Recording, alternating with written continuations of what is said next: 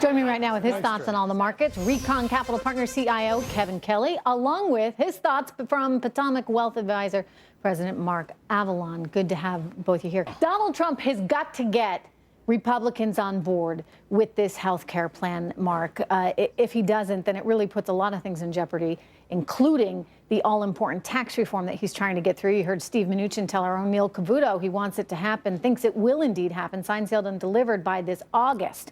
So, Mark, how dependent are these markets on that time frame? And if it doesn't happen, what does it mean to your investments, your portfolio? Well, this rally is based on higher corporate earnings that started in 2016. We also see a stronger consumer. Wages are strong. That's the foundation. What's really catapulted the market since the election is the Trump agenda. And that's why this last piece of the rally that we saw, the risk is the lack of a legislative movement to lower corporate tax rates, as well as an infrastructure spending bill. How do you play that, though? I mean, you're right.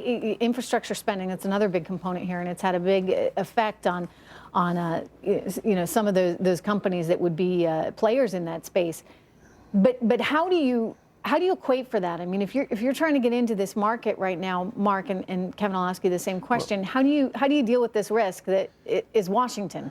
Well, there's a risk called fear of missing out. And if people are just going to throw money in stocks and they're not comfortable with that risk allocation, then they are chasing a market that's, at least fairly valued, and looking at previous year earnings, the PE multiples data is above averages. So we don't want people getting too aggressive just because the headlines say stocks are going up. There's always risk. And in this case, I think the biggest risk is going to come out of Washington, because I don't see the Democrats giving Trump a big political victory. Tomorrow. Good to see you guys. Kevin and Mark, thank you so much. Okay.